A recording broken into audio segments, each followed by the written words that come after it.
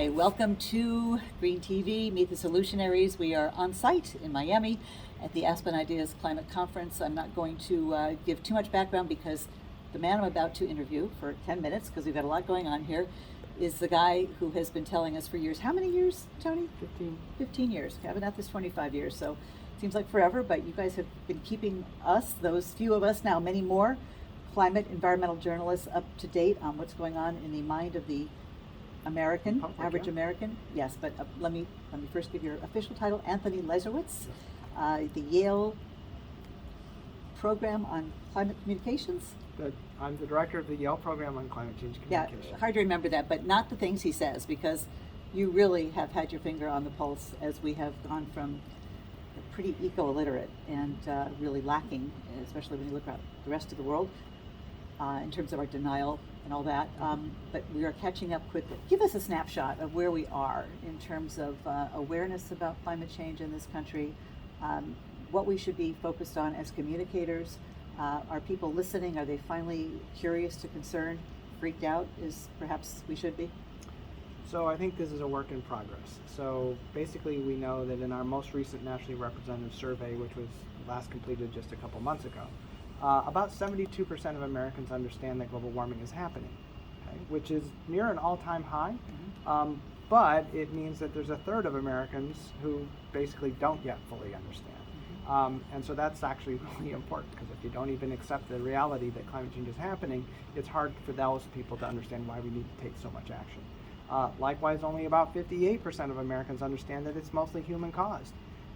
29% think it's still natural. So they may accept it, but if it's just natural cycles, they don't understand why we need to reduce carbon pollution, for example. To what do you attribute this lack of knowledge? I tend to focus on media. That's my background. I had to leave mainstream to cover environmental news, and I think my industry, broadcast news, has not done nearly enough, especially at the network level. I think that's fair. I mean, fortunately, media coverage has improved over the years, and it's improved both in quantity and quality, but I think we're still fundamentally struggling with a very low volume. Most Americans, in fact we know this from our research, most Americans say that they almost never hear about climate change, if ever. And so if you're just not hearing about it, it's literally out of sight and out of mind.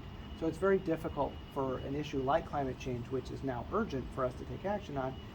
It's hard for people to understand why it's so urgent if nobody's talking about it, including the media. Exactly. And look what happened with COVID. I mean, they went like the cable networks, CNN, MSNBC, went from politics almost 24/7 to the pandemic.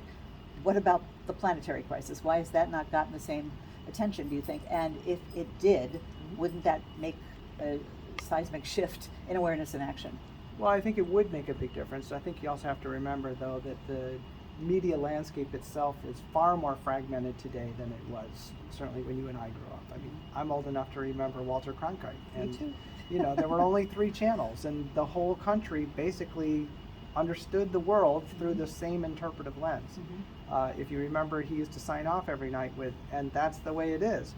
Like, it'd be laughable to do that today. So And he was good at covering the environment. Many people don't realize that. He tried at CBS. I don't know, he was good, but the point is that we now have thousands of places where people get news and information, not all of which are in fact even media or journalists. Factual. Well, just even trained journalists. So it's just to say that the conversation's gotten much more complicated now. In fact, we have to recognize that we're having multiple conversations with different audiences, different messengers, different kinds of framings of the issue, and that makes it all much harder. It's easy for some people in the American public to never hear about climate change because it just doesn't show up in the news that they consume or what they hear from their friends and family. So it's just to say that we now have to be much more sophisticated in the way that we think about reaching audiences. Like, who are they? Where are they paying attention? Who do they trust? And what platforms are they on? Are they actually even watching television? Do they even look at the news? Or are they only paying attention to a sport or something a channel that they follow on YouTube or TikTok? So anyway, the opportunity for us to communicate at scale has never been larger, but it's also a much more fragmented landscape, and now we need to use all of these tools. Exactly, it is fragmented, the pie, the pieces are smaller, but yet Fox, they are on the news, so I can't help but bring them up right now. They do have millions of viewers still, and radio listeners too for Sean Hannity, Tucker Carlson, and I have been on their platform more than a dozen times, and they are still lying about climate science. I wonder why it's okay.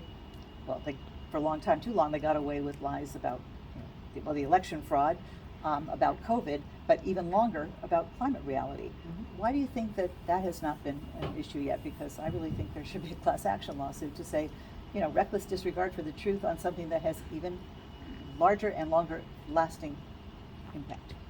So there's been a long criticism of Fox and its related sources, including Rush Limbaugh, for those that remember Rush Limbaugh, for their climate coverage or their poor climate coverage. So anyway, that is just part of a larger set of narratives that have come out of conservatives as well as the fossil fuel industry, and those are really two. I like to say there's nitrogen and there's glycerin. You put the two together and you've got TNT. And unfortunately, that conservative, radical, individualistic worldview, which sees government as the enemy, has been often combined with the profit motive of fossil fuel companies, most notably in the figures of the two Koch brothers, who happen to both run one of the largest privately held fossil fuel companies, as well as being hardcore libertarians. David Koch, in fact, ran for as vice president of the Libertarian Party at one point. So the point is that they have, through those media channels, really tried to, undermine climate science, climate reality, and certainly to try to block any kind of climate progress. That said, Fox is not, in fact, completely homogenous.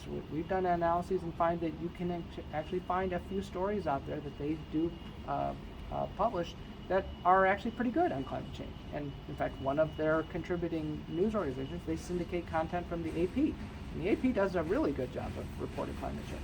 So it's just to say that, yes, the Fox News audience, to the extent they ever hear about climate change, and by and large they're thinking about totally other subjects, they do get a number of stories that tend to be more critical. But they also occasionally get the piece that's about the latest science. Or the latest find. But even the times I've been on, it's a hoax. It's Al Gore, private jets. I mean, that ridiculous meme.